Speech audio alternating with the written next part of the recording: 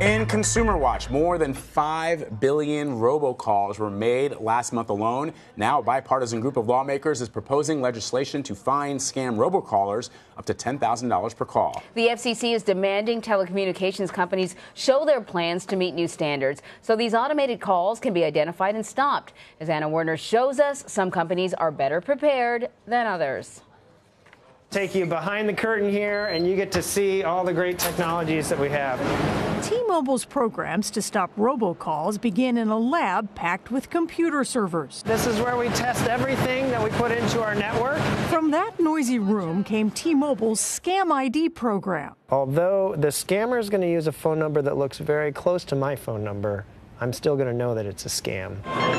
It alerts customers to problem calls they won't want to pick up.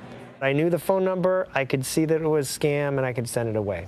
Company Vice President Grant Castle believes T-Mobile is ahead of its competitors and the robocallers. Every time we make an improvement, the scammers make a change, and so it's an arms race to see, who can trick who. It's an arms race. It is an arms race. It's escalating. The scammers are trying new technologies, new ways to scam people, so we're upping our technology to keep up with them. Customers can use the Scam ID feature to screen unfamiliar calls or block them completely. And this week, T-Mobile is launching a new app, Name ID, that will allow users to choose the type of call they want to block. Everything from nuisance calls to political or charity calls, even prison calls. So with this new app, customers have better control over what they would like to see and what they don't want to see. But the FCC is also pushing companies to meet new standards known by the acronym Shake and Stir. They would allow carriers to verify calls with a digital fingerprint to show that the person making the call and the person receiving the call are who they say they are, not a scammer trying to spoof or imitate a phone number. The standard is essentially two operators have certificates or tokens that they exchange with each other in each call, and more or less it just says, I am who I am. T-Mobile says it's ready, and other major carriers say they're working on it. But others apparently are not. In letters, the FCC asked them why not, and gave all 14 companies until today to detail their plans to the agency. As FCC Chairman Ajit Pai told us in March, for those things that are within our authority, we're pursuing them very aggressively. But in order for that plan to work, all carriers have to get on board. And some industry experts say even if that happens, scammers are going to go where they can find victims. Aaron Foss founded Nomo Robo. This is a limited time offer. A robocall blocking app for phones. He says those new Shake and Stir standards are good up to a point. What it doesn't do is it doesn't say if that call is legal. It doesn't say anything about the content. It just says that that number is allowed to be called. So it will stop things like neighbor spoofing, where if you see it looks like it's coming from somebody down the street, but it's absolutely not going to solve the whole robocall problem. Which is why Foss says Nomo Robo takes an editorial approach to robocalls, blocking them entirely. A lot of the other competitors are labeling it, are saying things like spam likely, scam likely, telemarketer. We know that consumers just don't want the phone to even ring, and that's what we're delivering. Nomo Robo and T-Mobile's Name ID app both have a small monthly fee. We reached out to all 14 phone carriers that received the letter from the FCC. The majority responded and said they will tell the FCC today what they're doing to adopt the new call authentication system in 2019. Now, whether those carriers, Vlad and Emery, will be able to deploy it in 2019 is kind of a question. Right? Will they be ready to go? Right. Not clear, not clear. So what can people do to limit the number of robocalls they receive? I mean, I thought that just being on the do not call list was enough. Clearly, it is not. Yeah, that works for the legal companies, or it should.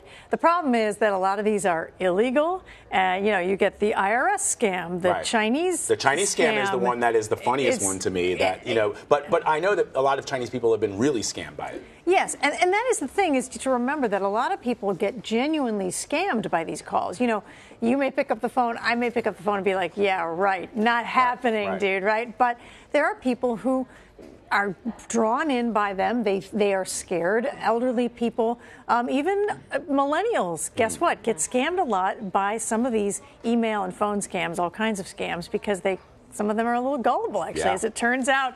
I know they don't want to think that way, but they are. Yeah, so sure. a lot of people do genuinely get victimized. So what can you do was your question, right? So really, you kind of got to look to either your phone company. Do they have something they offer? For example, not just T-Mobile, but Verizon, I know, offers kind of a thing you can sign up for per month that will highlight potential spam when the calls come in.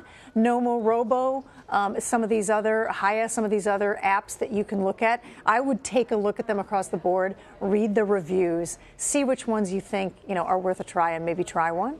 And Nomo Robo, they take an editorial approach, as they say. In other words, they're sort of being the editor of what you get, and basically what they believe is that their customers don't want to see these calls at all, many of them. So they have an option where you can just simply say, block them. I don't ever want to see them. And then if somebody is calling you genuinely and wants to leave a voicemail, you'll still get the voicemail. Oh, that's interesting. So really, at the moment, those are your best options. They're hoping that once this call authentication gets going across all the carriers, that they will have a much better sense of who is real and who is not. But that still won't stop all the legal callers. So there's bipartisan legislation. Yes. What's going on with that? I interpret that as the legislators sort of dropping the hammer on them, basically, them and the FCC, and saying, guys, you need to figure something out here. So not only would this fine illegal robocallers $10,000 per call if they catch them. Okay, let's keep in mind a lot of these come from foreign countries. Right.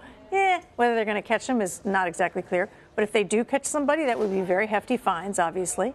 But it also is legislation that is saying, look, we want to direct the FCC to make this authentication go through. This is putting on the pressure if they were to pass something. So I think between FCC and phone companies, maybe they're all kind of circling around and saying, hopefully saying, okay, you know what? We've been talking and talking and talking. It's time to do something. People are frustrated. And hopefully they will. Yeah, hopefully. Anna, thank you so much. Great reporting. Thank you.